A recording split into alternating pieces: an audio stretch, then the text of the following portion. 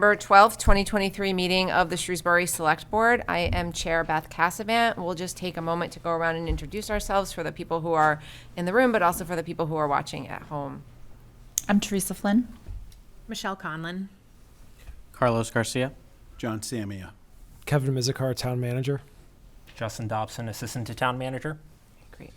We're going to start with item number 1, which is to approve the bills, payrolls, and warrants. Move approval. Second. All in favor? Aye. Opposed? So voted. Item number 2 is to approve the minutes of August 22nd, 2023. Move approval. Second. All in favor? Aye. Aye. Opposed? So voted. Item number 3 is announcements and reports. Are there any announcements this evening, board members? I have one. Earlier today, the Shrewsbury Police Department, along with local and state officials, including Senator Michael Moore, former Lieutenant Governor Karen Polito, Town Moderator Jim Kane, who is there representing State Rep Hannah Kane, my fellow Select Board members, and members of the Shrewsbury Police Department all gathered at the new facility to dedicate the building. So it was a really wonderful dedication this morning. There was a lot of talk about, community partnership and, trust in our voters and trust in our police department. And it was a really nice event. But in the Shrewsbury Police Department would like to invite members of our community to their first annual Shrewsbury Police Community Night at the new facility on Thursday, September 21st from 4:30 to 7:30 p.m. The night will be filled with activities for all ages, including 10 food trucks, music, partner tables, station tours, an inflatable obstacle course, and a first responder display area. We are asking that community members that would like a tour of the new station to sign up in advance. So we do not have the link yet, but we will be posting soon a link on our website and social media, or you could call the town manager's office for assistance in signing up for a station tour. So please consider attending, and we hope to enjoy a great evening with the Shrewsbury community. Thank you. I did hear somewhere that walk-in tours are not going to be accepted, so people really do need to make sure that they sign up, and I thought that was for security. Yes, and I think it's a issue of security, and as well as just not having, a long queue of people waiting to tour the station, and without having the capacity to bring them all through. So Great, thank you. Anyone else? I do have one. Mr. Garcia? John and I held office hours today. It was an action-packed hour and 20 minutes of residents coming in with their concerns, and really thankful that people are taking the opportunity to come in and share their thoughts, and for us to have an open dialogue with them about, how to address whatever it is they're bringing up to us. Just would like to remind the public that office hours are held the second Tuesday of every month, right before our meetings from 5:30 to 6:30, and really encourage folks to take that opportunity to come to us. Every office hour will be different to board members, so it won't always be the same too. Well, thanks to both of you for representing the board this evening, and I know that we are planning to add a second opportunity for office hours starting next month on a Saturday. So once we have that date and time and location figured out, we'll make sure that we communicate that out to the public with another opportunity to interact with us. Anybody else with anything to say tonight? All right, then let's move on to item number 4, which is the town manager's report. Good evening, board members. Just a couple updates for you this evening. As I mentioned several meetings ago, we received a cable franchise license application from Spectrum Charter, and I've engaged with special counsel in order to assist the board, who's the license issuing authority in this matter. And the special counsel is currently reviewing the cable franchise license application, and I will be able to follow up with you on some next steps within the next few weeks. We'll set a timeline and prepare the board for the options and the steps necessary to consider this franchise application. Second, we had previously discussed with the board and had been mentioned at a Selco Commission meeting, and there had been some local media on Selco acquiring 247 Boston Turnpike, which is currently owned by Patrick Subaru. That deal is no longer on the table. The property has been taken off the market by the owner, so we have continued ongoing capital needs when it comes to space issues from Selco standpoint and municipal operations that the board is well aware of. Of course, we began to tackle those in 2020 when we considered the police and municipal campus project, which was downsized. So I look forward to working with the board and fully addressing those needs, but that opportunity for that property acquisition is no longer on the table. So that's all I have this evening. So no article at special town meeting, Correct. and we're back to the drawing board, figuring out space needs for the town hall, not just for municipal staff, but for Selco and school staff. Selco also. and school, correct. Okay, all right. Thank you. Item number 5 is public comment. And pursuant to Select Board Policy 31, to offer citizens the opportunity to provide public comments during Select Board meetings on matters within the board's authority. We actually have someone this evening who would like to provide public comment. I'm going to call up Marcia O'Doherty of 24 Orchard Road and Thomas Baden of 25 Orchard Road regarding safety concerns on Orchard Road. And you're welcome to stand at the microphone, but there are 2 of you, so if you want to sit at the table, that's fine too, whatever you're more comfortable doing. Thank you. I'm more comfortable sitting. That's fine. So my name is Marcia O'Doherty. I live at 24 Orchard Road. This is Thomas. He has resided at 25 Orchard Road. He's representing his parents today. He has lived at 25 Orchard Road for 18 years and is currently a resident of Shrewsbury at another location. And we're here because we've sent a letter of concern to the superintendent, the town manager, and the town selectmen. And we feel it's time for us to speak up and say something, as we've been advised that individually we can do very little, but as a group, we're hoping that we can make some, and have some power to make a change. We're concerned citizens asking that you address the safety of our students walking on our street, as our street has remained the unofficial drop-off and pickup for Sherwood and Oak School. Our concerns are that all the rules that are enforced in normal drop-off and pickup that is occurring on school property are being violated, unmonitored, and broken. The parents are parking and blocking the exit lane at the stop sign at the intersection of Hutchins and Orchard Road. The parents are picking up and dropping off from both sides of their vehicles. The parents make 3-point turns where there are students walking on Orchard and to avoid having to pull out onto Hutchins and Maple. The parents arrive early and socialize outside their vehicle. Therefore, the students also do the same, blocking through traffic. Buses are turning down Orchard Road into a narrow strip where students are walking, and there are no sidewalks, so students have no choice but to walk down the middle of the road, and approximately 50 to 150 of them do daily. We've listed other concerns, which I won't belabor here, but impact the residents on the street that are problematic, such as damage to property, congestion around package delivery and trash collection, violating our personal property, and rudeness to our residents. I've spoken with Mr. Kelly, the school principal at Sherwood, and he advises me he doesn't have the authority to do anything but inform the parents that it is not a school drop-off or pickup location, and to encourage them to use the system that the school has designed for students and school safety. He advised me that he is aware of the issue, but he has no authority to enforce any action at this time. I've asked the DPW to fix the ditches that it causes and damage to the road, and they have come to my home to see what is happening, and they have advised me that this happens near every school and they have no authority to do anything about it.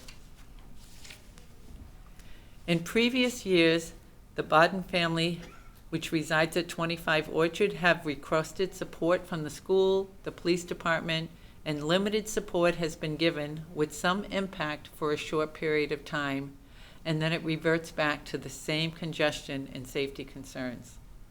All these points were addressed in the letter and supported by photos. The school year has started, and the town selectman chair has contacted me and advised me of some recommendations that have been made to mitigate this problem. We continue to see it as problematic and have sent in recent photos to share of parents, students, and buses creating a congested, dangerous road for student safety. We've offered suggestions because everything being done today has been done in the past with limited effect. And we feel that the current plan of action, which is to have the parents educated and informed by the school of drop-off and pickup guidance, and being told that our street is not to be used. Police stopping by the first 2 weeks to counsel parents who are picking up and asking them to please stop. The superintendent has come out and advised parents that the neighbors are complaining instead of being focused on school safety. It's a good start, but it's no real clout to make effective change, as it has been done in the past and it has no lasting effect. We've offered a few suggestions. The school could make changes on how they are currently managing drop-off and pickup to increase efficiency. The police or faculty could monitor throughout the year to correct parents and students and enforce guidelines to increase student safety. We could make the road during school pickup and drop-off time accessible to only residents and visitors of residents to keep the cars off the road so that the students can proceed down the road more safely. At this point, we feel it's only a matter of time before someone is hurt on our street due to there being no sidewalks, more than normal traffic congestion, abrupt turnarounds on a narrow street, bus traffic, and the number of students that utilize the street as a means to get safely home. Now, we've gone to see the 2 selectmen today, and we feel like we are being heard. We just want to be sure that you all understand that we, as concerned citizens, feel like we need a more comprehensive solution to the problem instead of a piecemeal solution, and that together, all of us can solve this. And if it's happening in other school areas, then it should be solved in other school areas too. I shouldn't be told by anybody, well, this happens all over the city and there's nothing to be done about it, because there's something that can be done about it as far as we're concerned. So I'm gonna ask Thomas if he wants to add anything. No, just echo what Marcia said. I mean, and thank John and Carlos for the time earlier today. We had a really good conversation and appreciate you guys listening. Yeah, I lived at 25 Orchard Road for 18 years. My parents still live there. I still live in town. And walking to Sherwood and Oak myself, it's been a problem for a long time. It's a problem we've tried mitigating individually and on our own by, I remember when I was even in 2nd grade and, putting these big white painted stones out on the lawn to help keep people off, and then twine fencing and all this stuff. And, you can deal with the trash and the sweatshirts and, the reseeding your grass every single year, that it's stuff that, it just comes with owning property. But what the real problem is, you have, again, everyone has seen the library and Dunkin' Donuts and all these places at the center of town on Thursdays and Fridays. Every single one of those kids walk past our 2 houses are the gateway that all of those kids walk by every single Thursday and Friday. And so if the library or the town common are congested, picture this one little intersection that also has buses and parents who want to get to the next pickup, or what we've noticed a lot more this year, especially since bus people taking the bus is down. So there's a lot of high school age people picking up their younger siblings, and so that's just increased the negligent driving, and it's just again, over the years we've kind of poked. I remember talking to Jane Lazat when she was the principal there. I remember Officer Babin, for those of you who've been in the town for a long time, she had come down for a couple weeks, and it fixes the problem for that short period of time, but it's gotten to a point where we're 20 years into it, and it's time that something should be done, and not just for us, but for everyone else around it. And I will say to have Joe Sawyer, who was my 4th grade principal at Floral, outside saying, hey, you guys should go a couple streets over because neighbors are complaining, rather than saying, please go to where you're supposed to pick up and drop off your kids, is a little discouraging. But, again, after talking with you guys today, we know this isn't something that's going to be fixed tomorrow. We've already waited this long for it. We would just like our concern to be embraced a little bit and say, get a little compassion and a little help, because getting the wall of, well, there's nothing we can do about it, it doesn't work, because it should be a pretty simple problem to resolve. So. All right, well, thank you, both of you, for sharing your comments. Appreciate you coming in this evening. I know that you spent some time with several board members. Since we've received your letter about 3 weeks ago, we've been working on kind of getting a collective response. This isn't something that the select board can solve for you independently. Yep. We're working with Dr. Sawyer and with Chief Anderson of the police, who both understand the issue and are being very cooperative in sharing past practice and also, what can be done going forward. We're going to have to ask you for a little bit more time to work on it. As you said yourself, it's a 20-year problem, so the likelihood of it being solved in 3 weeks is pretty low. Yeah. But again, it is something that, every board member is aware of. The correspondence was shared when it came in. Board members have been kept up to date on the work that town staff has done internally to try to figure out, the best path forward for the situation that you're experiencing. And we'll have ongoing communication with Dr. Sawyer and with Chief Anderson to figure out next steps.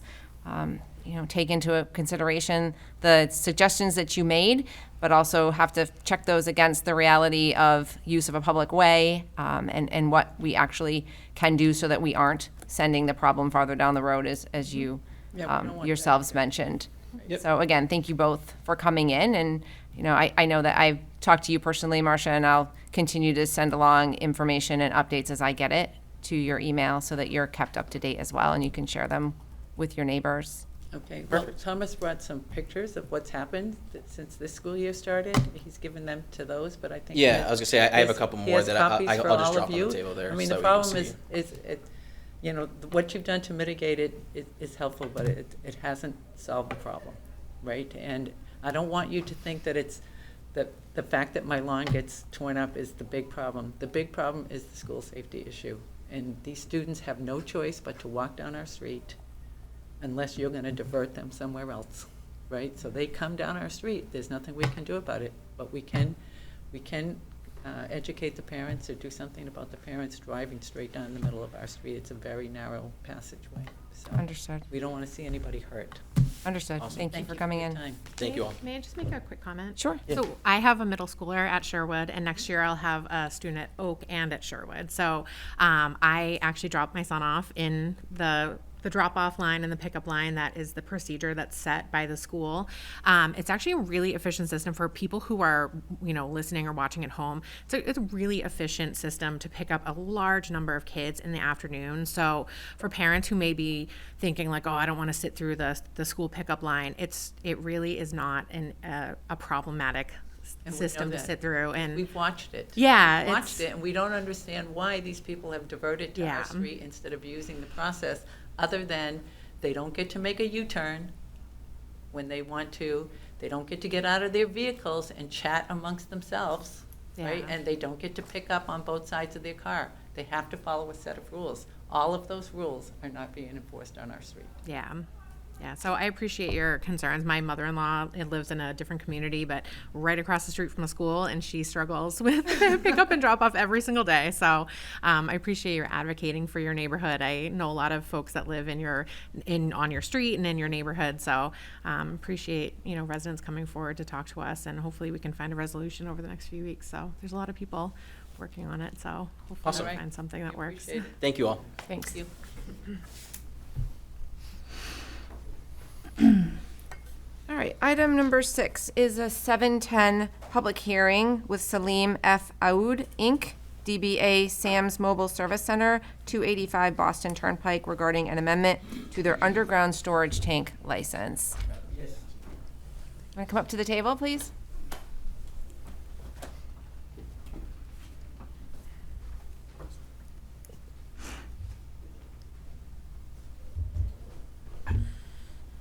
If you wouldn't mind just introducing yourself once you're settled. My name is Amin. This is my father, Sam. He owns Sam's Mobile Service Center since 1984. Okay. So my understanding here is that this is related to an application for an amendment to your underground storage tank. It's basically licensed to hold a certain amount, but there's actually a different amount that's the amount that you're keeping on premise. So we're just making this so that it matches. So the location is currently licensed for 32 gallons of gasoline in addition to 1,000 gallons of waste oil and heating oil. And you are trying to apply to amend the license to reflect your current storage of 22 gallons of gasoline and 10,000 gallons of diesel, and no change to the stored amount of waste oil and heating oil. Yes. Okay.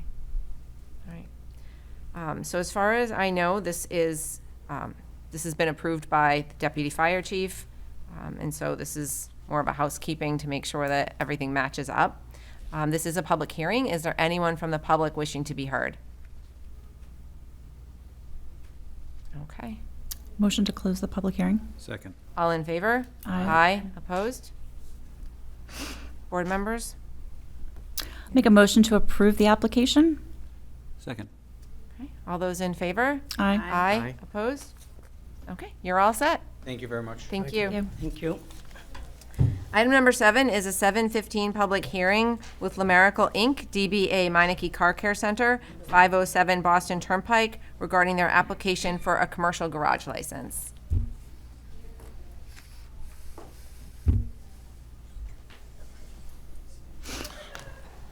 Good evening. Good evening, board members. Mind introducing yourselves? Yes, this is my dad, Luke. I'm Keith. We are representing a small family business called Le Miracle Inc. We recently started getting into a transaction to purchase a Meineke franchise from Rusco, owned by Phil de Blasi for quite a long time, actually. And we are applying for a Class 1, Class 2 garage license. And I also want to thank Justin Dobson. He's been helping me quite via email correspondence to get that sorted out. Okay, thank you. All right, so this is pretty straightforward. This is a new application for a commercial garage license submitted by new ownership of an existing currently licensed business.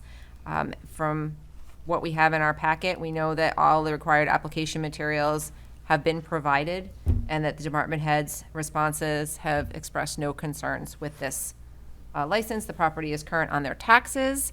This is a public hearing. Is there anyone here from the public wishing to be heard? I'm not seeing anyone. Motion to close the public hearing. Second. All in favor? Aye. Opposed? Okay, what's the pleasure of the board? I move to approve the application. Second. All those in favor? Aye. Opposed? All right, you're all set. Good luck. Have a nice evening. Congratulations. Welcome to town. Thank you. Item number 8 is a meeting with Alexandria Martinez, Assistant to Town Manager, Management Analyst, regarding an update on initiatives funded through the American Rescue Plan Act funds, also known as ARPA funds.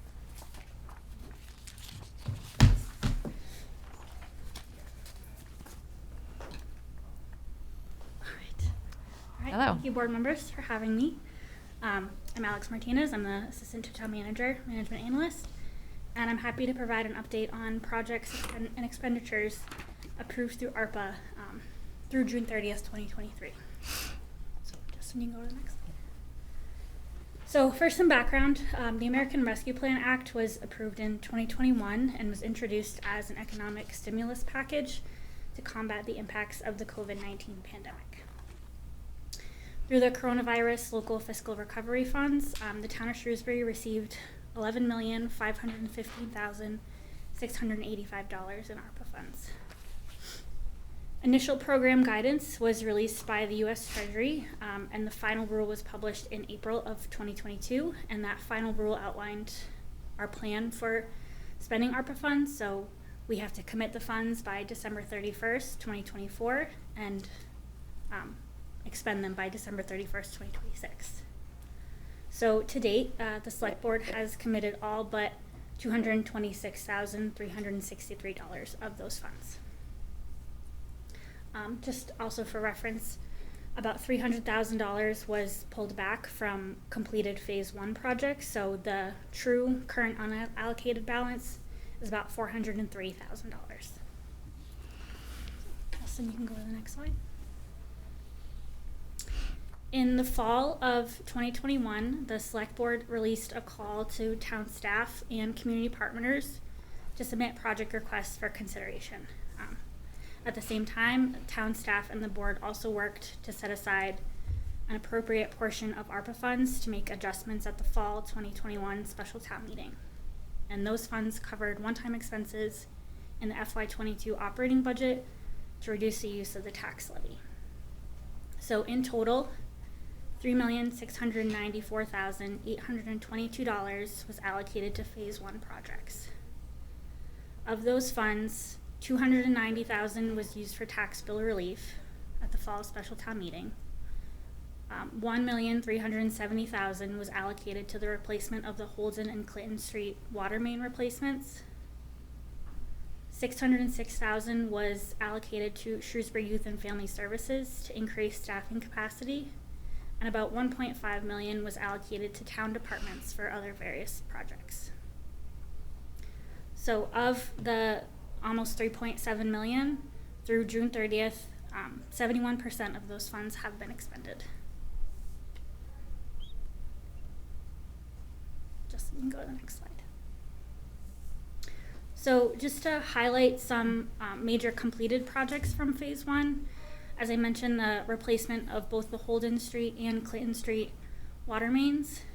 The DPW office space was reconfigured to allow for a better flow of the reconfigured business management division. Regrading and improvements were made to the baseball and softball fields at the Shrewsbury High School.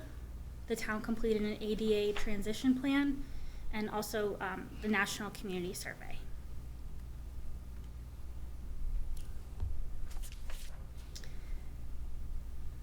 Moving on to Phase 2, in the fall of 2022, almost a year after the first phase, the Select Board put out another call for projects with the intent to develop a more comprehensive funding plan that would allocate a more significant portion of the remaining funds. The board sought out projects that provided a more direct impact to residents and also aligned with the town's strategic plan. In December, the board finalized the funding plan and allocated $7,594,500 in Phase 2 projects. And the board took a little bit of a different approach for Phase 2 and broke those projects out into funding buckets, as outlined on the screen. So the first funding bucket is sewer infrastructure, and this mainly ties to the Walnut Street sewer pump station and sewer main upgrades. The next bucket is utility assistance and social service safety net programs, as well as quality of life initiatives. And between those two categories, some direct projects include $425,000 in direct assistance targeted towards food insecurity, energy bills, tax relief, and energy efficiency upgrades. $2 million was allocated to parks improvements across town, and $1.5 million was allocated to strategic land acquisition. The next category is enhanced engagement and communications, and these funds are being used to develop a town-wide communications program, language translation services, marketing materials, the quarterly newsletter, which had its first edition go out recently, various community events, the onboarding of a communications coordinator position, as well as the Shrewsbury Junior Police Academy and the Shrewsbury Way Resident Academy. The next project bucket is staff recruitment, development, and performance, and these funds have been set aside for staff training and development, as well as performance and retention. And the final bucket is public safety initiatives, and some of these projects include police department specific projects, including active shooter training, digital speed signs, a drone for the department, and a jet ski. This also includes the funding of 4 full-time firefighters for the fire department and a new air tank compressor. And so, next slide. So just to highlight, you'll notice that it was a kind of a lower percentage of funds expended. I would like to reiterate that staff was made aware of these project awards at the beginning of this calendar year, and these expenditures are through June 30th, so this only covers about 6 months of expenditures. Since the end of June, I know many Phase 2 projects have kicked off and are underway, and I anticipate having much more to report on those projects at the next update. Some completed Phase 2 projects include the purchase of the SCBA air compressor for the fire department, the purchase of digital speed signs, which are up around town, upgrades to the two-way radio system in the schools, and the purchase of various technology products at the library, including a 3D printer and pens, a textile printer, 20 iPads for children's programs, and learning stations, and as well as the onboarding of 5 full-time staff members, including the communications coordinator and the 4 full-time firefighters.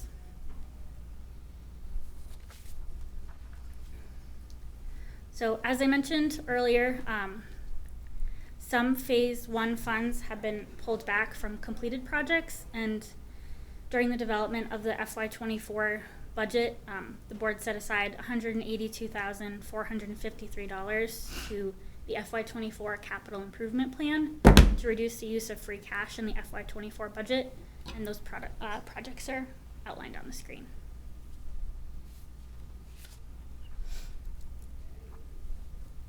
So this next slide provides a summary of all obligated, expended, and encumbered funds from both Phase 1 and Phase 2. So in total, about 29% of the funds that have been obligated by the board have been either expended or encumbered through June 30th.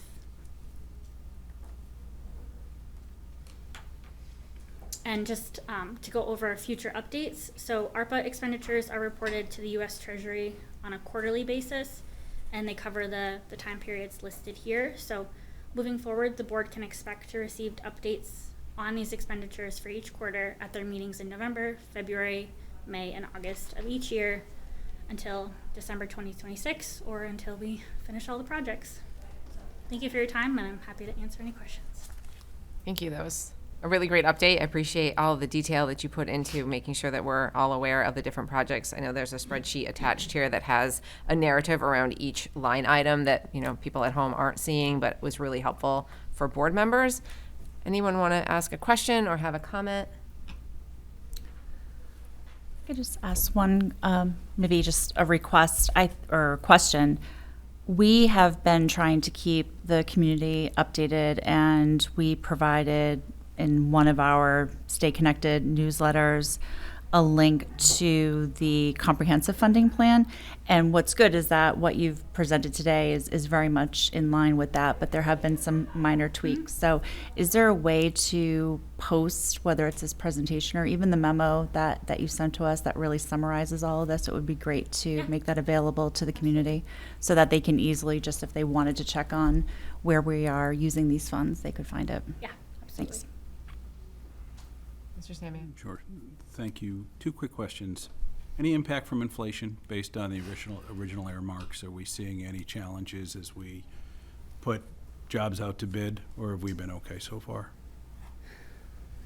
I think what we're seeing with the projects that have been approved, you know, off the top of my head, I can think of maybe one where they have said, we're gonna run out of money before that project is complete. It's the scanning project for various departments, but other than that, you know, a lot of the projects that have wrapped up either went right to the approved amount or there was a little bit left over. So I don't think we've seen much impact yet.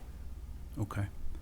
And then second question. Sure. So encumbered, just so I have clarity, I think that's a really important piece because the difference on a cash basis, we know what we have. I assume that means we have active POs, bids that we're bound to. Is that when we say encumbered? Basically, what we've done, and that's the dollar specifically earmarked towards that? Is that what encumbered means here? Yes. Okay. Yep. No, I think. So when we report to the Treasury, you know, the full amount that has been encumbered is what we say we have, and then we just report on what was actually expended for each quarter. Okay, yeah, because that's going to be helpful. Obviously, what's encumbered is going to be far closer to the number that we've earmarked before what's depending on the category, given the timing for some of it. So it's good. Look forward to the next report. So thanks a lot. Anyone else?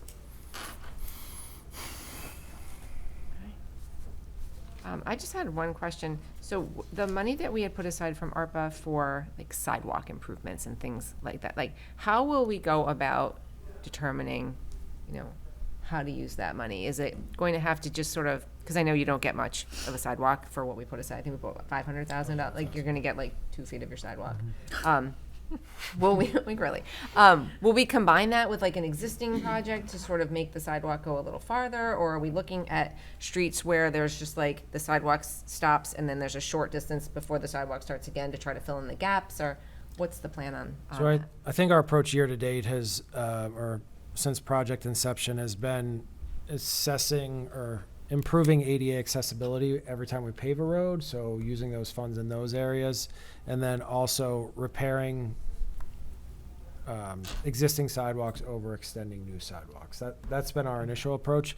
We can dig in a little bit deeper and get a better project plan out of the engineering division and share it with the board, but I know that's how we've expended the funds so far. So, Okay. Every intersection, corner, crosswalk, we've addressed those ADA accessibility requirements on every street that we're paving in the neighborhoods. So that sort of helps us chip away a little bit at what was in the ADA accessibility report.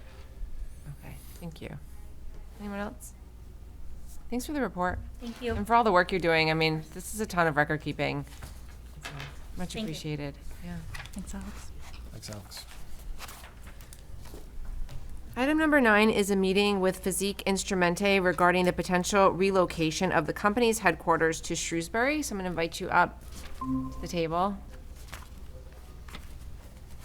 It's very nice to see you both again. Hello. Hi. Thank you for having us. If you wouldn't mind introducing yourself to the public. Sure.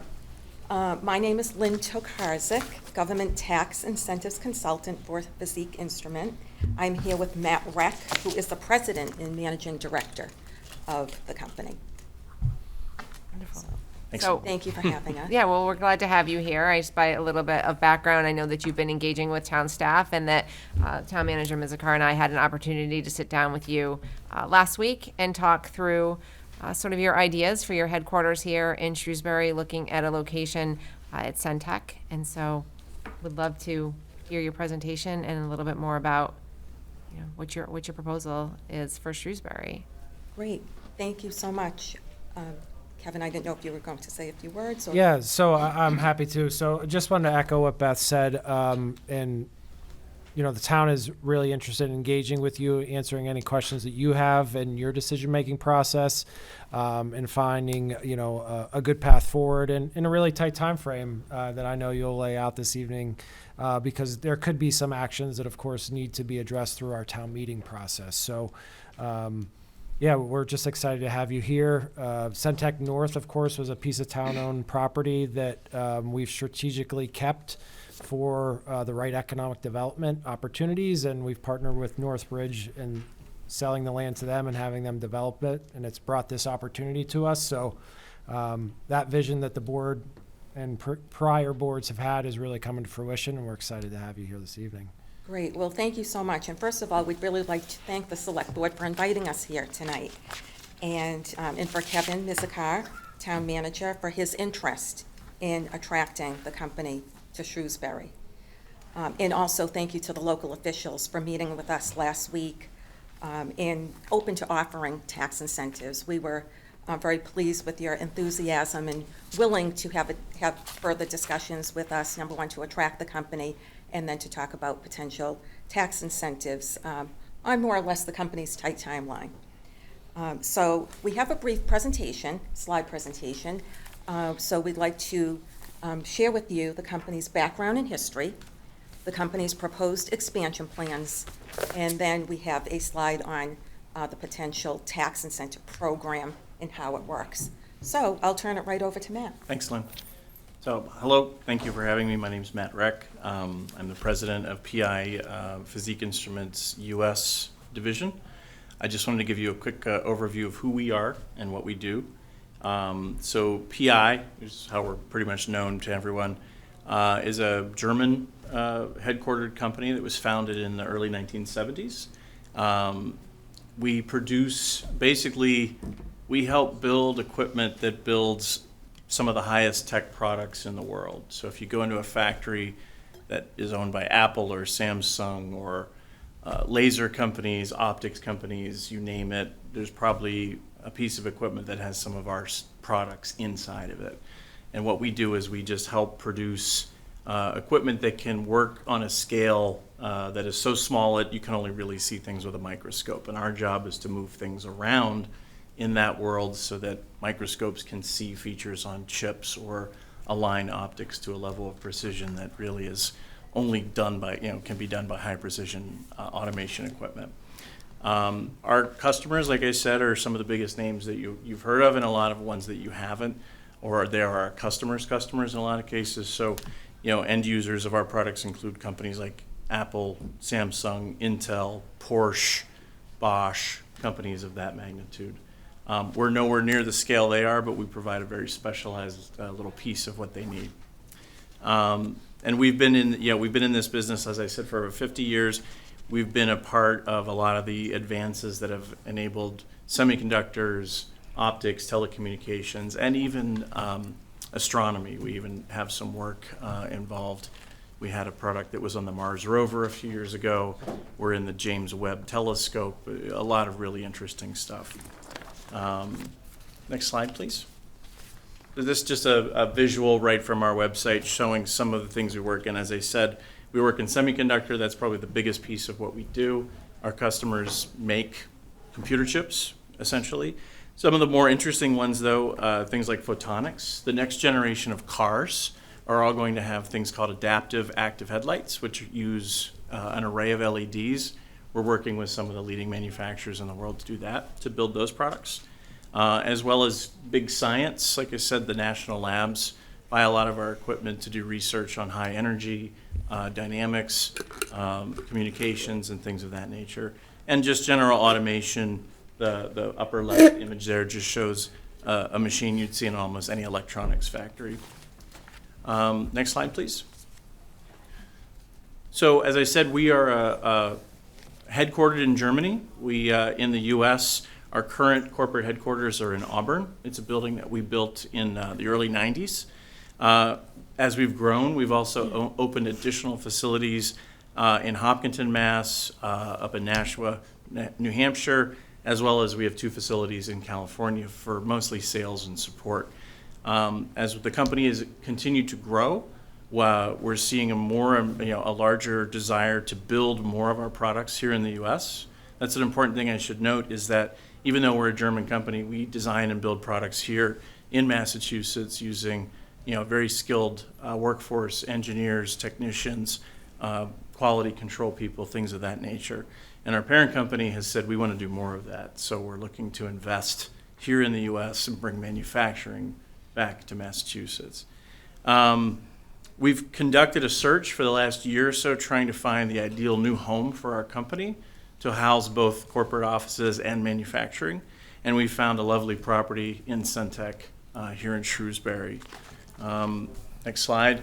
So for those of you that aren't aware, there's a 125,000 square foot facility at 384 South Street that we are currently in negotiations with Northbridge to lease a large portion of this. Next slide. The building is just under 200,000 square feet. We're planning to take about 2/3 of that space. That'll be a mixed use of research, manufacturing, engineering, as well as corporate offices. Our plan is to have a very nice sort of showpiece entranceway and conference center for training of our global sales force, and as well as entertaining customers and foreign visitors from our headquarters. We plan to invest on the order of about $9 million of our capital into this facility, including the building cost and fit out, as well as a lot of new equipment that we plan to put in there. Next slide, please. We currently have 75 net jobs located here in New England that will be consolidated into this facility.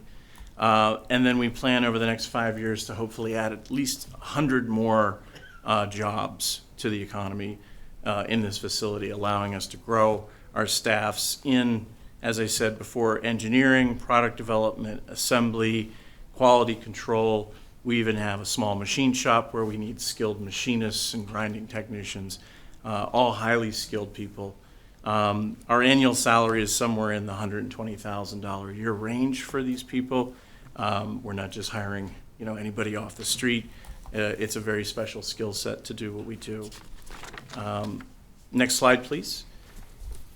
I mean, the obvious economic impact for the town, besides just the jobs and the tax revenues, are we'll have a fair number of people commuting into Shrewsbury from other communities.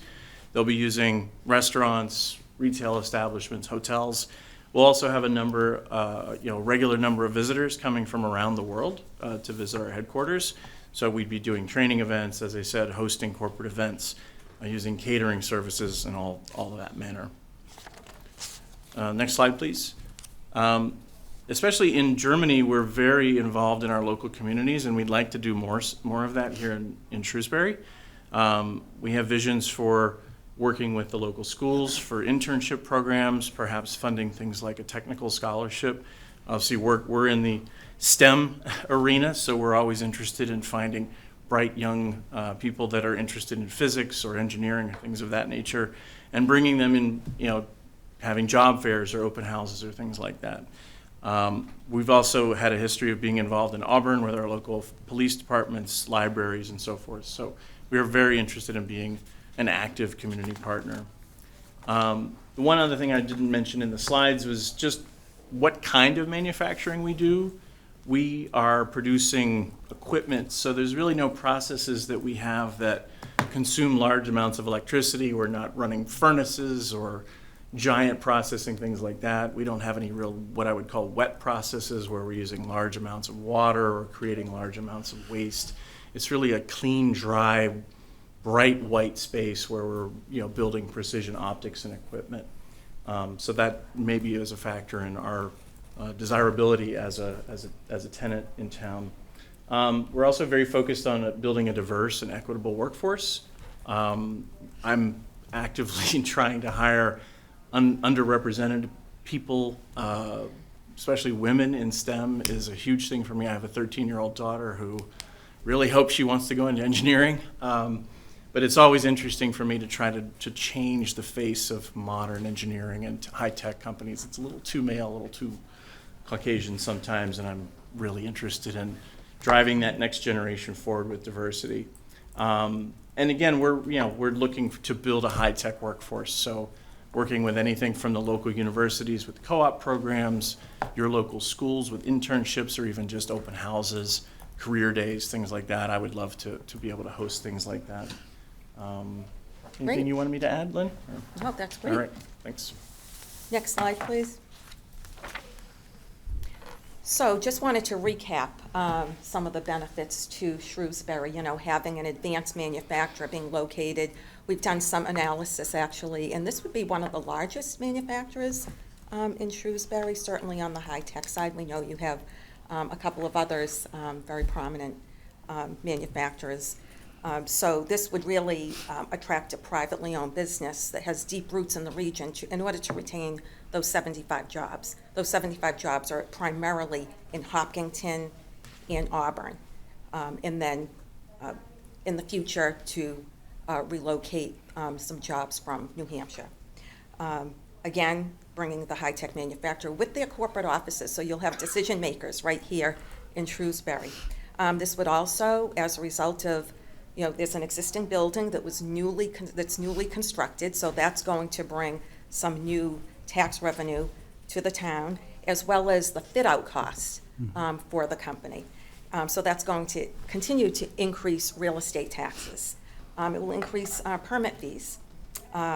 We understand that Shrewsbury has adopted a meals and hotels tax, and so that would infuse additional cash coming into the town as well.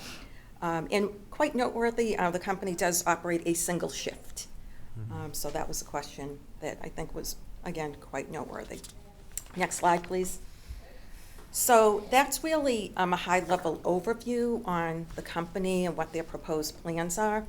And again, we're very grateful that the local officials that we met with are open to having discussion on tax incentives. So the program is known as the Economic Development Center Program. The state administers the program. The Massachusetts Office of Business Development. As a matter of fact, they are engaged with this particular project, and because there could be municipal tax incentives, potential state incentives. It's a great partnership program, a three-way partnership program between the state, the municipality, and the company that's making a huge investment with jobs as well as real estate investment.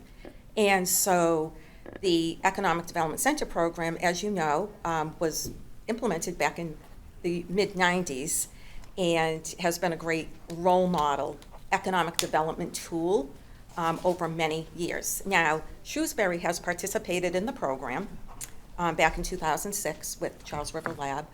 So you have gone through this process in the past. And so more or less fast forward, the Economic Development Center program, again, is a great tool to retain businesses and to attract businesses in Massachusetts. So the tool at the local level that the company has an interest in pursuing would be tax increment financing and a potential personal property tax exemption. So tax increment financing, the acronym is known as a TIF, and so you'll see the bullets. You know, we just wanted to reiterate that with a TIF, the town doesn't lose any existing tax revenue at the property currently. As I mentioned, there's an existing building that was just recently completed, but that will be picked up on the tax roll. So the municipality, Shrewsbury, will continue to collect that. So what the TIF is based on, it's based on the increase in the assessed value due to the renovation costs. So that, because it's high-tech manufacturing, there'll be a higher assessed value on that, and therefore that would be the piece based on those improvements. Essentially, a TIF is a discount on future taxes of what the company plans to invest. So again, the town collects new net real estate taxes as a result of this project in the form of the tax revenue due to the TIF. And then again, as I mentioned, personal property taxes and exemption is also available under the TIF. And so the TIF program criteria, in order for companies to be eligible to apply for a TIF, companies must be, if they're in Massachusetts, they must be retaining their jobs in Massachusetts, as well as have a job creation plan, along with a private real estate investment, which equals bringing new tax revenue to the municipality. So we can check the boxes for both of those. And the allowed term, TIF term, it's a minimum of 5 years, a maximum of 20 years, and in any year, a minimum exemption of 1% and a maximum of 100%. So that's really the criteria and for the TIF program. Of course, there is a process as well, an approval process, you know, to meet with a TIF team between the company and the TIF team to discuss a potential mutual arrangement. Once there's a mutual arrangement, it does need to go back to the select board for a recommendation to town meeting. Town meeting has the final authority in any town that has a open town meeting or a representative town meeting form of government, either or, for town meeting to have the final approval. And then, of course, it would be presented to the state for certification as well. So that's really, and, you know, we are, as Kevin mentioned, you know, we appreciate the openness to consider, you know, having this being presented at your October town meeting, your fall town meeting. So again, thank you for inviting us and your interest to attract the company to Shrewsbury. Thanks so much. Thank you. Thank you. Appreciate the presentation and all of the explanations. I know that's very helpful for people watching at home. Charles River Lab was a long time ago. No one on this board participated in that TIF agreement. It was a different program through the state. But again, definitely excited by the opportunity to have your company interested in Shrewsbury. So questions from board members? Go ahead. A question and a comment. So in terms of the headcount profile, from lease signing to fitting out, when do you think the jobs would cut over from the existing facilities? So we think that there's a construction schedule on the order of 10 to 12 months from the time we would sign a lease to when we can take occupancy. We would immediately start, once we take occupancy, start moving folks from the Auburn and the Hopkinton facilities. So we would move that within 6 weeks of taking over. We have another 12 jobs in New Hampshire. Those would probably take up to another year, but we would immediately start the hiring process. Currently, we're space constrained. Yep. We want to hire people, but we can't because we don't have a place to put them. So, as soon as we have, we're getting to the point where we know when construction completion, it looks like it's really going to happen, we would start really ramping up our recruiting efforts to hopefully be onboarding people as soon as we start moving in. But I think that 100 job number that we were coming up with, the total number of that would probably take about 4 to 5 years to hire that many people. It's just hard to find, skilled people at that level, at those numbers, and onboard them and get them part of the company. Does that answer your question? Yeah, it does. Thank you. And just a comment. So I'm familiar with programs like this. AIR was very aggressive in doing it. I think from a cost-benefit standpoint, it's extremely beneficial for the local community through the simple multiplier effect that you put forward there. So I'm excited to see what you're thinking about, but I think we're uniquely situated. It's great office space together with the highly educated workforce in Shrewsbury, as well as all the universities and colleges in the area, which you're familiar with, having been in Auburn and Hopkinton. But I also think we offer the unique perspective of having a really smart workforce here as well. So look forward to having the opportunity to work with you. Thank you. Thanks. Could you talk a little bit about, I know in our meeting, you talked about what you do with the money that is saved through the TIF, and Sure. that really struck me. So I was hoping maybe you could just Thanks. share that. Thank you, Beth. So we're a privately held company. We don't have any stockholders other than a couple of the original family back in Germany that founded the company that still own the company. In the U.S. here, like I said, I'm the president of the company. We really try to put all of our profits back into the company. There's no, I'm not flying around in a private jet or anything like that. Really, we are plowing all of our profits and proceeds back into people and, improve facilities and equipment. I'm a big believer in to get really smart people to work for you, you have to pay them well and give them an environment that they want to work in. You want to attract young people coming out of school with interesting work, but also a way to pay for the high cost of living around here. Our costs have gone through the roof, like so many others have. It's interesting you mentioned inflation earlier in the meeting. We're at the mercy of that. All of our suppliers, everything is just more expensive than it was. So costs of construction are, 50% higher than they were even just 2 years ago. So the cost of this is going to be high, which is why we're looking for some help on the tax side. But, I really, any incentives we get, any revenues that we generate from that or save are going right back into the pockets mostly of our people. Just to follow up with that, if I may, so, it's a estimated $9 million investment for the company. So, that's created due to a new state-of-the-art manufacturing space. And again, as Matt said, there's higher costs with labor costs, construction costs, interest rates, again, inflation during the pandemic and beyond.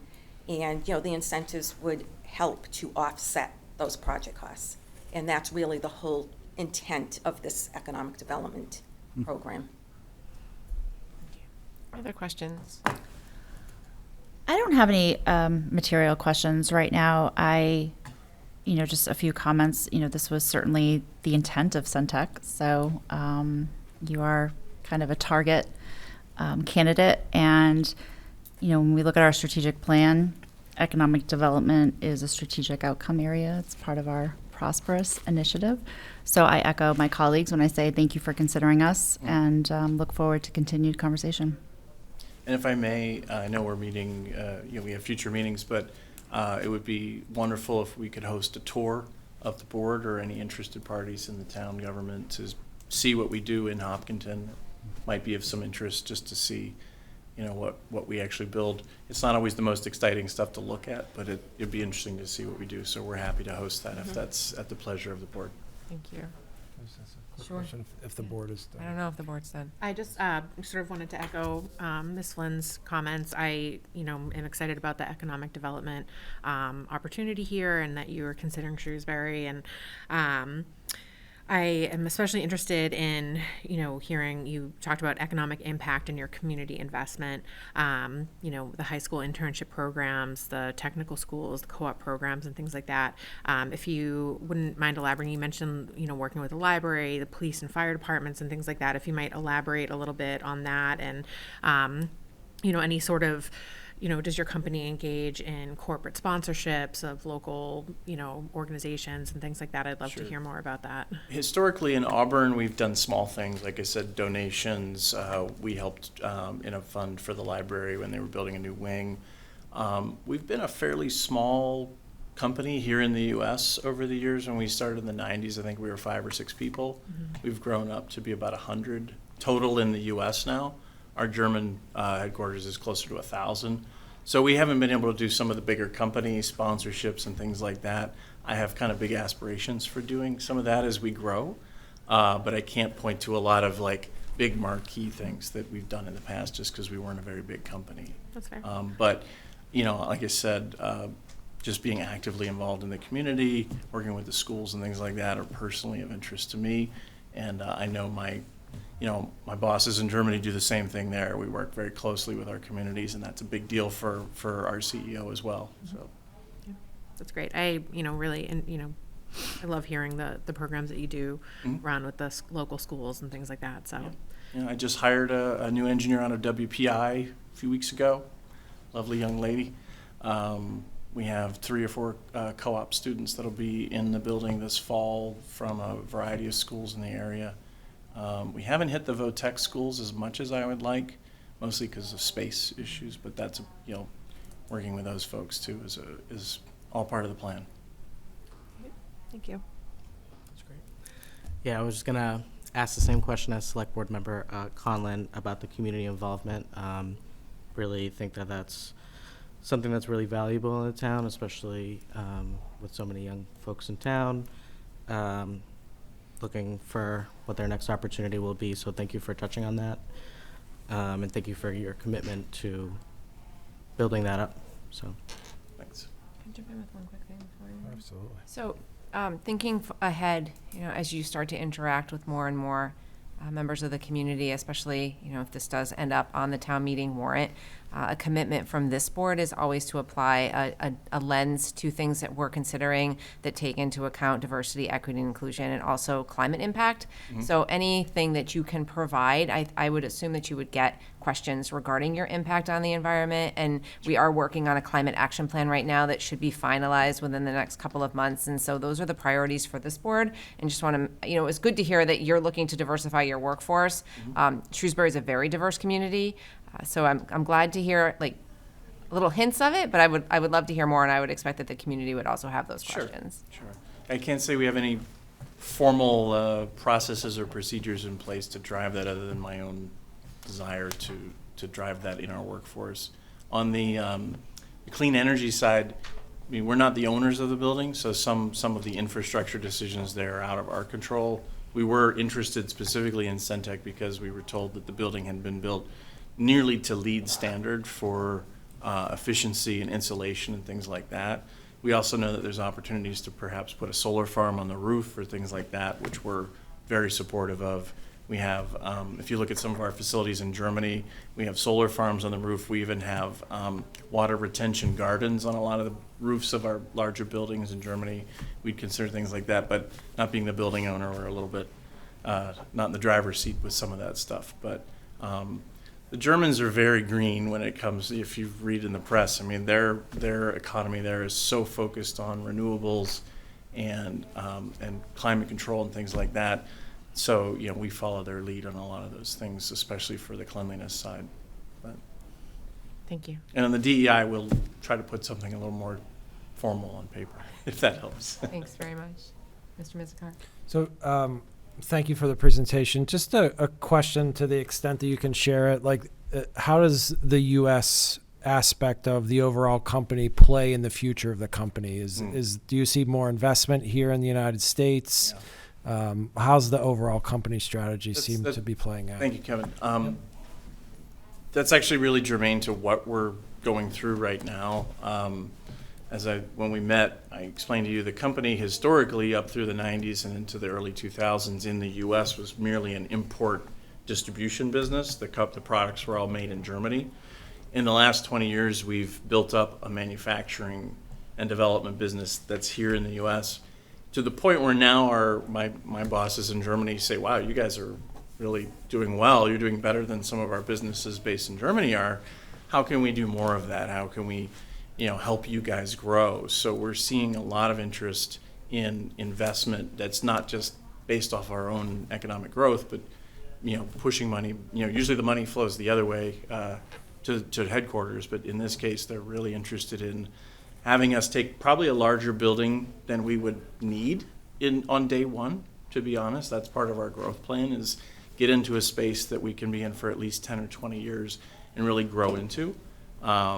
They are interested in also, for the first time in the history of the company, having some products that are only made in Germany actually be transferred for manufacturing here in the U.S. So we'd actually see, parallel operations or even transference of technology here to the U.S. as well. So there's a strong desire to basically decentralize the company away from just being German with some satellites and more of a global manufacturing company that has, presence here in the U.S. as well as Germany and Asia as well. Does that answer your question? Yeah, it does. Thank you. Thanks. Any other questions? Okay. So next steps. So as I see the next steps, board members, is we will engage with Lynn and Matt in further conversations and develop a recommendation from the staff level for the board's consideration. When it comes to the proposals, we've been in touch with the Massachusetts Office of Business Development. Our Central Regional Director, Kevin Kuros, is someone that I've worked with in the past, so we'll stay close to our state partners as well, and then we would attempt to line this up to have a conversation at your next meeting whenever you're preparing to sign a special town meeting warrant. So it's a really tight time frame, but this is a great opportunity for the community to explore, and we'll do everything we can to bring a recommendation back to you to have a warrant article. May take a little bit longer than 2 weeks to get all the final details in place, but by October 16th, in some of the critical hearings, we have finance committee members here this evening. We'll have enough details where I'm confident that if it's going to move forward, we'll be in a position to do so in October. Okay, great. Thank you. Thanks for coming in. Thank you Look again. forward to working with you. Have a good evening. Thank you. Item number 10 is a meeting with Shrewsbury Green LLC regarding the proposed development located at 33 through 69 Green Street. Oh, that was exciting. I appreciate that unintentional or intentional synergy between our potential new neighbors there. That's Correct. No, we've definitely thought about that. Those 100 people that they're looking to recruit here to Shrewsbury. Absolutely. It works out well. So I'm requesting. Just let you in it. Perfect. So just for people watching at home, this agenda item is related to the development agreement and local initiative program that we're working through with Pulte Homes. And this is a development that's going between Green Street and South Street called Emerald Run. Great. Thank you very much. And thank you for seeing it and having us come tonight. I'm Essex Petrie, here with Mark Mastriani. And I know that it's been a while since we did meet with some of you, and I know that there are some new faces as well. So just a quick recap to kind of orient everybody, kind of right back to where we just were at the last item, just across Route 20. But where we're located, it's in the southeastern corner of town, adjacent to the Westboro and Grafton town lines, just south of the eastbound of Route 20, sandwiched between Green Street and South Street. As you can see in this concept plan, South Street serves as the northern border of the project, and Green Street serves as the southern border. Some it's at South Street and Route 20, there is an unsignalized intersection, and currently at the Green Street Route 20 intersection, there is a signalized intersection there today. As mentioned, we are proposing this as a 40B project. The project as a whole has approximately 36 acres of land. We are proposing 6 4-story, 50-unit buildings, each of those buildings with garage unders. And so it would be a total of 300 home ownership units. And as required as part of Chapter 40B, 25% of those will be affordable. So there will be 75 total affordable units, which will be dispersed throughout the project. And we've been working on some of the 40B documentation. We're familiar with the process, and we've already started communication with EOHLC as far as kind of how they'll be dispersed evenly throughout the project. Since we last met, I'm working quite diligently with Kevin and his team and other town departments. In particular, a few changes that we've implemented since. You'll notice that there is a parcel of land kind of running parallel to Route 20 that connects between South Street and Green Street. We will be deeding this parcel of land over to the town of Shrewsbury with the expectation that the town will be taking over the planning and development of a connection between South Street and Green Street. Additionally, we've added an amenity package as we've gone through coordination and communication with engineering and DPW and with Kevin's office. We've really had a chance to refine our program and our plan, and through that conversations with Kevin and others, we've added a clubhouse, we've added pickleball courts, as well as there'll be grilling and patio areas spread throughout. There'll be 3 in particular kind of located adjacent between buildings 3 and 4, 4 and 5, 2 and 3, and then 1 adjacent to building 6 as well.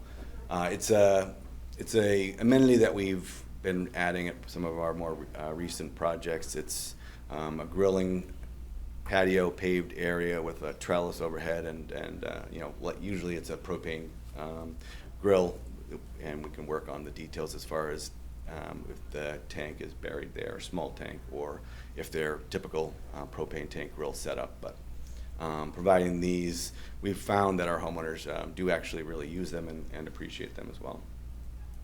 And then the third primary difference that you may note here is based on coordination and communication with emergency services. We added additional emergency access only kind of south of Green Street between buildings 4 and 5, again through coordination discussion with fire and police in particular. From a utility perspective, we really haven't changed too much since we last presented. Through coordination with DPW, we refined our design and really engineered them. We adjusted the water line a little bit, so we will be upgrading the water main, replacing the existing 6-inch from that new emergency egress at the kind of the southern tip of the project towards Route 20. And then similarly, we'll be having we're proposing a force main sewer running down Green Street towards Route 20 to connect into the existing services there. Through coordination with DPW and water and sewer, we've it's been confirmed that there's capacity and ability to serve what this project will demand of the system. And really, that's the broad update on the project and kind of the changes since we last met. But certainly, there are plenty of details that we've been able to get to, in the months since we've been here. But if there's any additional questions, because again, I know it's been a while, so we'll open it up. Board members, any questions? Couple quick questions. Are there going to be elevators in these buildings? Yes. Okay. Yep, and they go from garage level up all the way to the 4th floor, so, and they're, you know, to allow one floor living in each of those buildings. Okay, thank you. And then the market rate and the LIP application, little narrower sort of range than originally when we talked earlier. I think we had talked earlier around 300 to 700, looks like 400 to 650. But the question is, what drives these prices? Is it supply and demand, your rate of return, both? So where does it ultimately land, or how would this differ from what's in there now? Well, I think similarly to what we just heard is the, you know, construction costs and, Yep. you know, the inflation that every industry is seeing, and in particular construction, we're seeing it quite a bit. And so that's been the primary driver for those types of changes in our the costs that we're seeing currently. Has it slowed down at all, the inflation in the building materials? I think with certain materials it has, but we're still running into it in some. I think supply has pretty much flattened out, and we're no longer running into the same issues outside of a few particular areas where I'm sure you guys are familiar with from Selco, and where primarily it's transformers and electrical infrastructure that we're running into issues from a supply perspective. The inflation, I think, feels like it's starting to level out, but it's definitely increased even since we were last here, for sure. Okay, just a couple more, if I may. Sure. So from a cost of capital standpoint, if I remember the way you said you did it, you phase it in. Where it's one building, you get that filled out, then you go to the next one. So you don't take a lot of debt when you do this? Do you have a lot of risk with that, or you just, basically it feeds the next, you build the first one, people buy in, you build the second one, you phase it in, so if you have less risk in terms of fluctuating capital markets, is that right? Yep. Okay. Yes. Two more quick questions, more structural towards the Mr. Mizikar.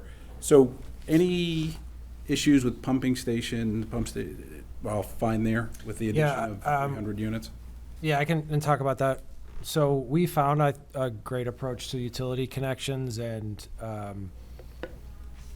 Mark and Essex have been very accommodating in how they're going to connect into utilities, and the work that they are going to do through those connections will be in a manner that the public benefits from. So ultimately, their investments, which will be in Green Street, will benefit the town in the general region/area. So I think it's a favorable approach to how we'll handle this project. But no other external off-site infrastructure for sewer or anything that will be caused by this project. Okay, and then just one final question, if I may, Madam Chair. So, hold on one sec. Actually, I lost my train of thought. I'll come back to, oh, sorry, I know what it is. So, process. Do we do I know we've done this differently in the past, the LIP application and development agreement concurrently? Correct. So, okay, it's not one versus the other. Correct. Okay, that's the last question. Thank you. Any other questions? Go ahead. Sorry. So I see on one of the slides there, it's actually the slide that we have on the screen right now, there are 4 parcels that are shaded that note that they're not going to be part of the development. Is that currently part of the overall parcel that is currently owned by Pulte? So you're going to be dividing those off and selling separately from this development? That's correct. They're not included in the 40B program, but they will be included in the agreement that Pulte has with the current landowner, and they would be A&R lots, 3 of them on South Street and 1 of them on Green Street. Okay. Just to clarify, Pulte doesn't own the property currently, so we have it under site control. Okay. So once all the permits are in place, then the property closing would happen. Yeah, thank you for that, the clarification there. I had one other question. Can you remind us of what the makeup of your units is? Like generally, 1, 2, 3 bedrooms, what mix of Sure, so absolutely. So typically our buildings are 27 2-bedrooms and 23 1-bedrooms. But as part of the 40B process, there is a requirement for 10% of the AFU to be 3-bedroom. So where we have 75 and we round up, or they round up, there will be 8 3-bedroom units spread again throughout the development. But the typical makeup is 27 two beds, 23 ones, and so you can swap out 8 of those 2 bedrooms for 3 bedrooms. And may I just ask one more question. What is the size of the units, like square footage? You know, what is typically? It's just about 1,000 feet to just about 1,600. And there are options within that itself, but that's generally the shell of what the footprint is. Thank you. Ms. Flynn? 2 quick questions, if that's all right. course. The first one, this is probably a stupid question, but in your experience, I know that 75 of these units have to be affordable and a little different when it's owner occupied versus rental. Have you ever, with your other properties, had any issues with finding qualified? No, honestly, I residents think for that the it's affordable? a positive attribute of the program because it's not as common. You know, we're finding the more and more we visit with communities, there's a lacking of home ownership opportunities of this type. So we typically are not finding issues with you know, the lotteries. We hire MCO Housing Services that handles our marketing and lottery with EOHLC, and they're typically flooded with qualified applicants and applications. Maybe I have 3 more questions. Of course. Yes, I know one of our considerations is to ask for local preference. How does that work in particular? Is that something that you, through MCO, will look at? Yep. Where, okay. Absolutely. Now, that'll be part of the entire package that we put together and submit, and that is Maureen from MCO who works to manage that. So we will support that. That's a great program. But I think the town will have to submit some documentation and backup for the need for the local preference, and that will usually go through if you can show that. Last question. I apologize if I missed this, but has there been any meetings or opportunities for abutters, or, you know, it's a large area, there's not direct abutters, but there are residents that live close to there that have questions and concerns. Have you met with them? Not in a forum such as this, not yet, no. But we're absolutely open to you know, hosting or you know, kind of attending a forum of such. But we are moving forward with our ANRAD application with the Conservation Commission, which requires a notice to abutters. Mm-hmm. So there will be, and I know that we've actually been. Our wetland scientist was contacted by one of the neighbors as a result of the abutter notification process. So that right there is a start for it, but we certainly do anticipate having additional opportunities to coordinate with you know, abutters and you know, residents in the neighborhood. Thanks.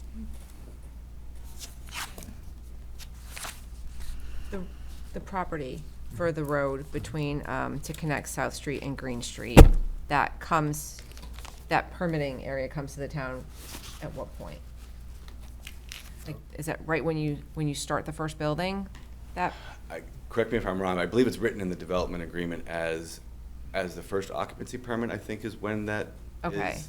so after the first building is built, basically? Essentially, yes, yeah. Okay. And then that's up to us as a town when we have the funding or the ability to create that road. Are any upgrades necessary along Green Street to accommodate this project?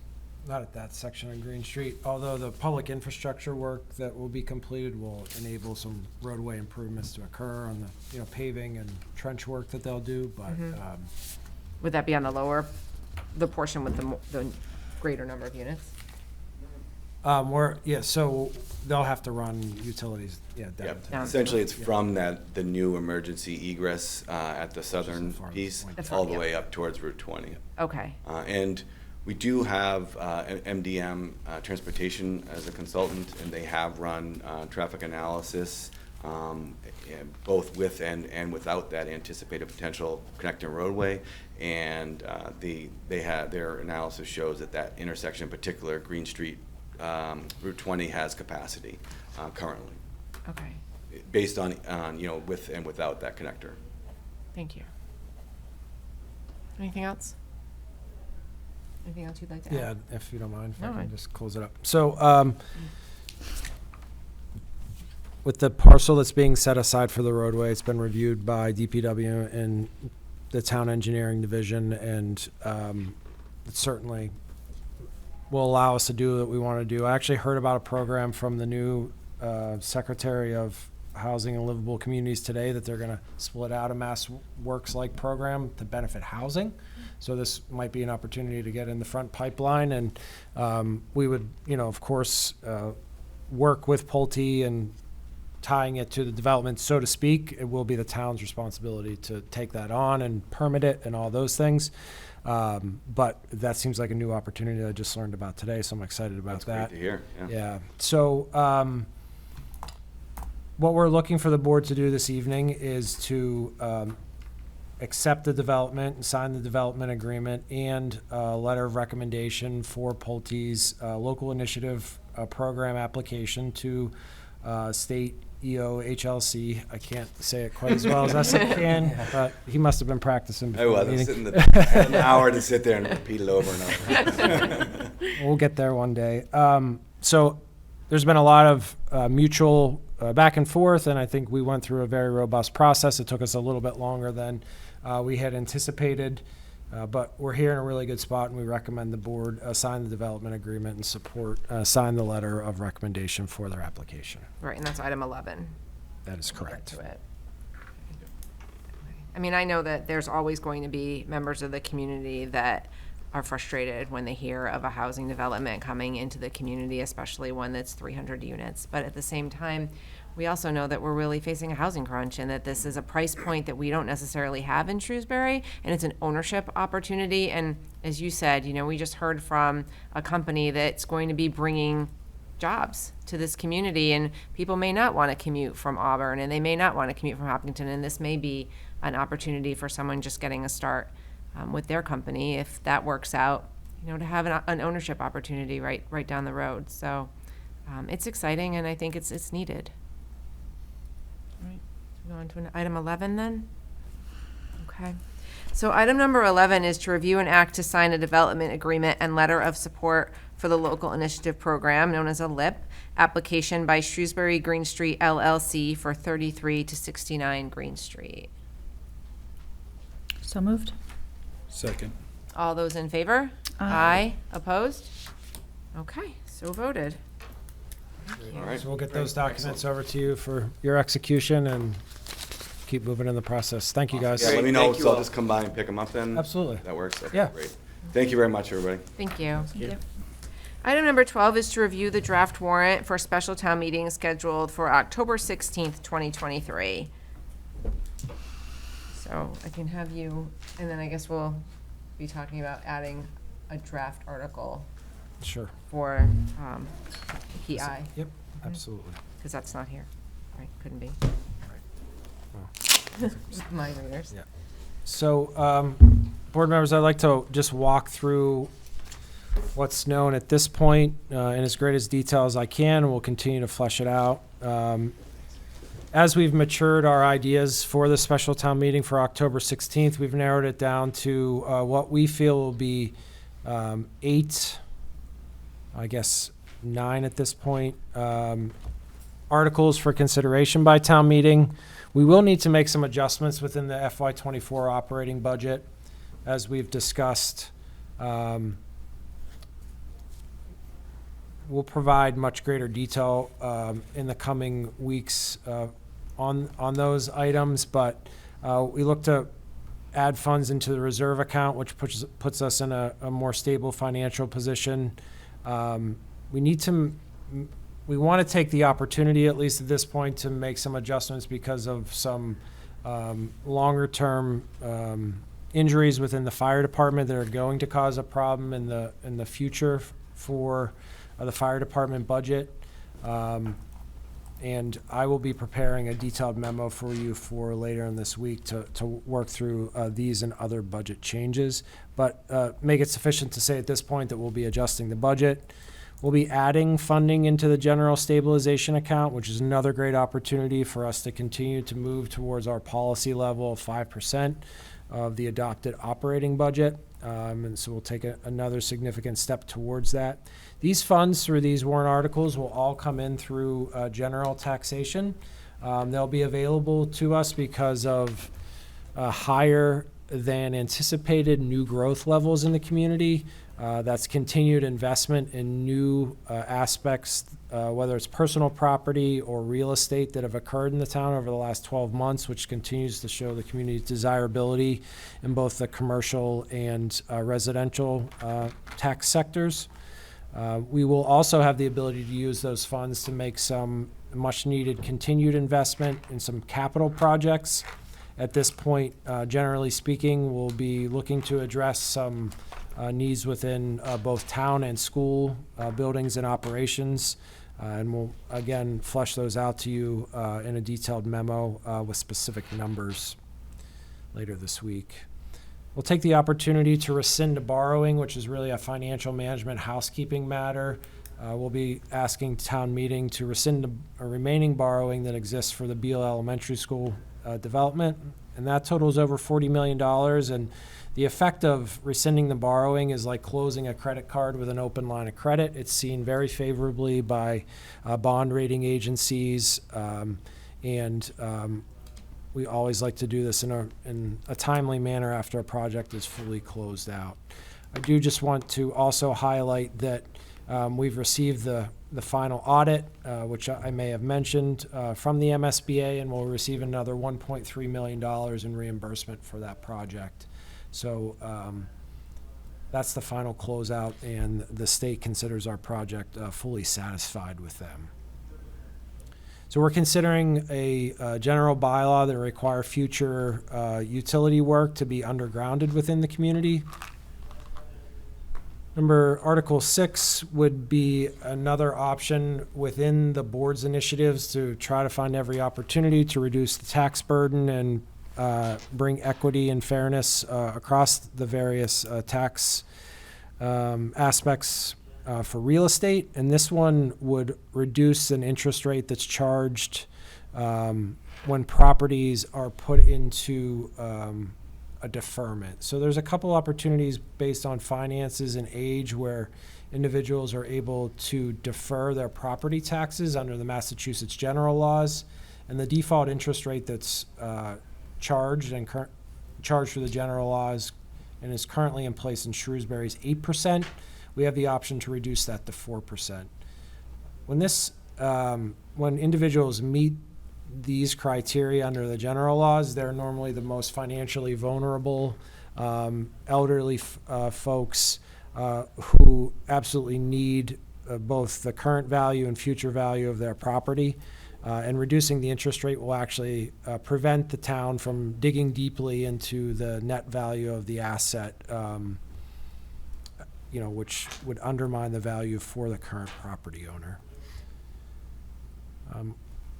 The seventh item that's currently on the agenda is an article that's still being developed. Last night we met with the Community Preservation Committee to seek their consideration, and they did approve the eligibility of the use of CPA funds for the transportation and restoration of a historic fire apparatus of the town of Shrewsbury. So this was originally built for the town of Shrewsbury and acquired in 1926.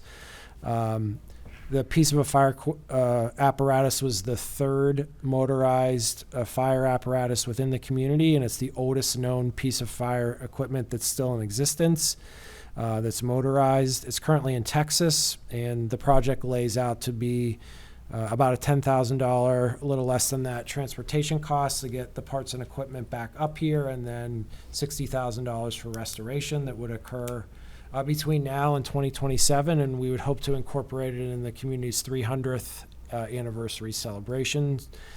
Very interestingly, it was in the town's 200th celebration in 1927 as a one-year-old piece of equipment. So it would be just a great opportunity to not only bring that asset back to the community, but showcase it during the 300th. So time is of the essence, and we're looking to move on that at town meeting in cooperation with the CPC. We are seeking to make some, I would say, administrative changes within the general bylaws with regards to animal control matters, updating the fines in accordance with the existing general laws, as we're not allowed to have fines that are inconsistent with the general laws, so making those changes. And then adding or updating the section more generally to name the hearing authority rather than the select board as it currently reads. The board has delegated this authority out currently to the chief of police. We feel using language of hearing authority just puts us in a better place in the long term in case there's ever an interest of a future board to bring that authority back under this entity. And then finally, the 9th article would be consideration, if necessary, for a tax increment financing agreement with PI per the presentation this evening. So that's it, 9 articles at this point. Okay, questions? It's pretty straightforward. We've talked about it a couple of times. All right. So then just on the timeline, this will come back to us for signature at the 26th? That is correct, okay. yes. All right. And we should have the draft article for PI at that time. Maybe. That is correct, yes. We're working with council, and they will be offering an article as well, and we'll find the best path forward. All right, very good. Thank you. Okay, item number 13 is to review and act on the renewal of the Central Massachusetts Veterans Service District pursuant to Mass General Law, Chapter 115, Section 10, for a 3-year period to expire on November 30th, 2026. And this is pretty straightforward, actually. Just renewing. Yeah, do you want me to just touch on it real quick? Sure. So we partner with Northborough, Westborough, and the town of Grafton in a 4-community shared services agreement to provide veterans benefits through a veterans district under the state general laws. This is an agreement that's been in place since 2012, and I think all 4 communities equally benefit from this shared approach. Questions? Okay. Take a motion. Motion to approve the renewal? Second. Okay, all in favor? Aye. Opposed? All right, so voted. Item number 14 is to review and act on the town manager's appointment of Gerald J. Sullivan, 25 Summer Street, to the Historical Commission to fill a vacant seat with a term to expire on June 30th, 2026, pursuant to Mass General Law, Chapter 40, Section 8D. So, Mr. Sullivan is your choice to fill this vacancy, and we just, as a matter of routine, have to approve. Yeah, under the general laws, you have to approve it, correct. Move approval. Second. All those in favor? Aye. Aye, opposed. Okay, very good. Item number 15 is to review and act on the request from Valerie Clemmy, Communications Coordinator, Shrewsbury Electric and Cable Operations, Selco, on the issuance of a perpetual proclamation designating the first Wednesday of October as Energy Efficiency Day. And board members, you may recall that we've done this in the past. The first Wednesday of October is always going to be Energy Efficiency Day, I guess. And so in speaking with Ms. Clemmy and Mr. Dobson, we talked about having this just be a perpetual, so we don't have to have it as an agenda item every year. It would just be issued. So as long as everyone's okay with that, there's a copy in the drive. Maybe do it a little differently where the chair would approve it, because looking at the language, the proclamation, for example, the Board of Selectmen do hereby proclaim. So there may be changes that just need to be looked at, not in front of the full board, but just a quick set of eyes on it to make sure that it passes muster. But I have no problem not bringing it in front of us. It's similar to like a Eagle Scout proclamation, for example. So we just designate the chair, and assuming it's consistent with this, fine with it, but just to give it a quick look. Sure. That work for you? Yep. Okay. So I'll take a motion. Doesn't change the motion? It doesn't at all change the to, motion. Okay. far as I know. Move to approve the request to issue a perpetual proclamation designating the first Wednesday of October as Energy Efficiency Day. Does that work? No. Change it to. That's change- fine. As approved by the chair Perfect. of the select board. Perfect. Second. Thank you. All those in favor? Aye. Opposed? All right, so voted. Outstanding. Item number 16 is to review and act on the one-day all alcohol license application of Rami Chamoun St. Mary's Syriac Orthodox Church, 1 Industrial Drive. 2 events. One is a wedding on Saturday, September 23rd, 2023, from 7 p.m. to 12 a.m. The second is a Sweet 16 party on Saturday, September 30th, 2023, from 7 p.m. to 12 a.m. So there is a suggested motion in our packet that combines both of those requests. Bear with me. Take your time.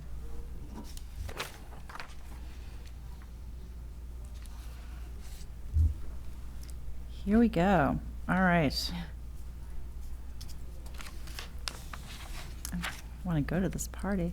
Motion to approve the one-day all alcohol license applications of Rami Shimon St. Mary's Syriac Orthodox Church for a wedding on September 23rd, 2023 from 7 p.m. to 12 a.m. and for a Sweet 16 party on September 30th, 2023 from 7 p.m. to 12 a.m. Second. All those in favor? Aye. Opposed? So voted. Item number 17 was a late addition today, so I apologize if people didn't have an opportunity to see that this went on the agenda. This is to review and act to designate the following positions as special municipal employees pursuant to Mass General Law, Chapter 268A, traffic supervisor, crossing guard, and recreation instructor. And there is a letter in the drive from our Recreation Department Director, Laura Rossiter. She's looking to hire someone to be a part-time recreation instructor, I believe, for pickleball, to meet the demand in the community. And that person is also employed as a traffic supervisor and crossing guard for the school department. So just in the interest of not having to make Laurel wait, and there is a demand for the programming for the pickleball, I was asked if it would be okay to amend the agenda, and I did say that that would be fine. So that brings us here. So unless there's any questions. Are you going to apply, John? Is that why you're smiling? Pickleball is happening. I know, well, we all have a set of pickleball racket and balls. Yours is so in my car. I got to we give can that play. Oh, God. Motion to designate the traffic supervisor, crossing guard, and recreation director as special municipal employees pursuant to Mass General Law, Chapter 268A. Second. All those in favor? Aye. Opposed? That brings us to correspondence. So the first is a letter dated August 15th, 2023, from David and Marcia O'Doherty, 24 Orchard Road, and Patrick and Erica Bodden, 25 Orchard Road, regarding traffic and safety concerns on Orchard Road. For those of you who tuned in at the beginning of our meeting, you will have noticed that Mrs. O'Doherty and Mr. Bodden's son came in and spoke with us as part of public comment, and then also met with select board members Samia and Garcia during office hours. This is in relation to a letter that we received about 3 weeks ago regarding some concerns that they have around the use of Orchard as an alternative to the Sherwood and Oak pickup lines. And, comments were made that, discussions have been had with superintendent of schools, Department of Public Works, and now it's come, to our attention as a select board. I think that the takeaway here is that all parties are interested in finding a solution, and that all of our town employees and the superintendent of schools and the principal at Sherwood Middle School, they're all doing their best to address a situation that's challenging, right? It's not easy to retrain people, break habits, convince people that waiting in the pickup line isn't going to be as terrible as a root canal. It's going to take some time, and so we're committed as a board to working through that, and I will follow up with both parties to make sure that they are kept informed as progress is made on the situation. But if anyone is watching this and they, live on that street or are a parent for Oak or Sherwood and you're using that street, maybe think about the impact on the neighbors when you're picking up and dropping off kids. I would just like to reiterate again, if I could, that the pickup line really is efficient. I think, there's sort of this like cultural stigma about pickup lines being a nightmare. And it's very different than the elementary school pickup lines where these are middle school kids, there's experience, they don't need help getting in and out of car seats. It is an efficient process. So for people who may be watching and listening at home, I really would encourage people to follow the procedures, set by the schools on school property, because it does impact the neighbors, and that's not always fair. I wouldn't want people hanging out in my front yard either. So And it's a safety concern also. Yeah. So we'll do what we can to keep working towards a solution. Yeah. Thank you. The next item is an email dated August 25th, 2023 from Representative Hannah Kane regarding H3906 signed by the governor. And that was the special legislation to exempt the property taxes, right, for the domicile of Ava Roy, who is the daughter of fallen firefighter Christopher Roy. So that was signed by Governor Healy, and now that the Roy family will have that as part of, Ava will have that until she's, I think, 18. So that's good. 26. 26, even better. Item number 20 is an email dated August 25th, 2023 from Gail Aslanian of the Shrewsbury Garden Club regarding scarecrows on the common. So it's that time of year again, where the Garden Club is hosting scarecrows on the common. And that will run, I believe, from September 18th to October 20th. It's in its 19th year. And so we'll see how creative the community can be in getting those scarecrows up. Item number 21 is an email dated August 27th, 2023 from Lisa Steele regarding the land acknowledgement statement proposal. And Ms. Steele writes to us asking us not to support the library's proposed land use acknowledgement in its current form, stating that she doesn't think that the acknowledgement statement should be read at general meetings, does not believe that's a service to the town. It doesn't educate, it's generic, it's an unsourced claim, and it closes discussion rather than inviting inquiry. Ms. Steele does go on to cite some more positive ways to go ahead and acknowledge the land that would serve an educational role without making specific claims about historical events, suggests that the statement not be read at every meeting, and that it somehow ties into town's history, perhaps read at meetings closest to Indigenous Peoples Day or closest to the town's incorporation anniversary. I just want to note that the land acknowledgement statement that was voted by the Library Board of Trustees is an elected policymaking board that does not operate based on the decisions of this board. And so the library trustees are able to go ahead and implement that for the library, and that this board, in a very lengthy discussion, decided that we were going to hold off on any sort of implementation for the whole town until we had a chance to really do some research on our own. And I know that you, select board member Conlon, were planning to connect with the Nipmuc Nation in order to bring us back some information. So when you have an update on that, just let me know, and we'll be able to bring it back on an agenda item for a future meeting. Absolutely. We've done some research, and actually Mr. Mizikar is connecting me with the group, Nipmuc group in Grafton. So I will be hopefully connecting with them soon, and we can move forward on that. Thank you. All right, item number 22 is an email dated September 1st, 2023 from R.C. McCarthy, Spirit of Shrewsbury Grand Marshal Committee regarding the Spirit of Shrewsbury Grand Marshal. And if anybody took a look at the Community Advocate that came out on Friday, you'll know that this year's Grand Marshal is Missy Hollenbeck, of fame from our farmers market, but also many other initiatives in town that she has had a hand in, always looking to make the community greener and more sustainable. And so it's a wonderful honor for Missy. She also had a very instrumental role in passing of the Community Preservation Act, which we're all enjoying the benefit of as well. So looking forward to seeing her. She has requested an electric car for her parade vehicle, so I hope that they're able to find that for her. There is a dinner to honor her on September 14th, which we were all invited to. That is on Thursday evening.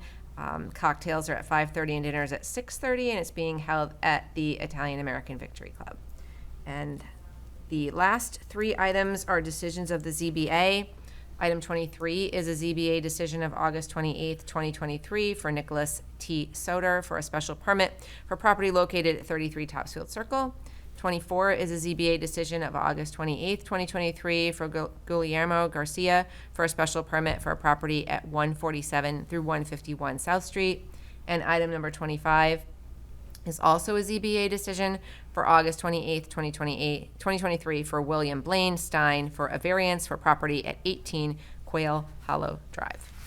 So that is all I have on the agenda. If there's anything else to come before the board in open session, otherwise I will take a motion to adjourn. So moved. Second. All those in favor? Aye. Aye. This meeting is adjourned.